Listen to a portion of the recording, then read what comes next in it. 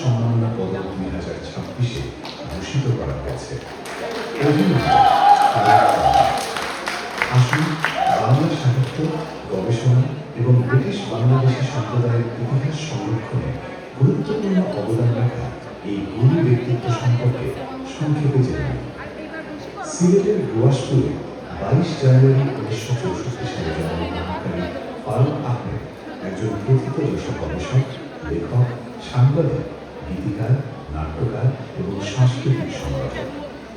ছাত্র জীবন থেকে তিনি সাহিত্য চর্চা, গবেষণা এবং সমাজ সংস্কৃতির নানা কর্মকাণ্ডে সক্রিয়ভাবে যুক্ত রয়েছেন।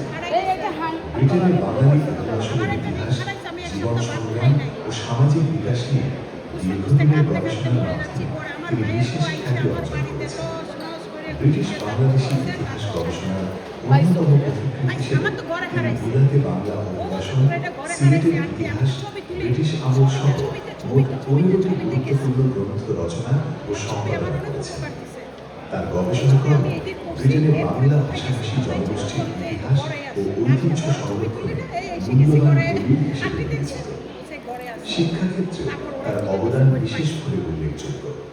রানাবিল আদর্শ উচ্চ বিদ্যালয় ও কলেজের প্রতিষ্ঠাতা, ভারপ্রাপ্ত প্রধান শিক্ষক হিসেবে তিনি শিক্ষার প্রসার ও মানব সম্পদ উন্নয়নে গুরুত্বপূর্ণ ভূমিকা পালন করেছেন।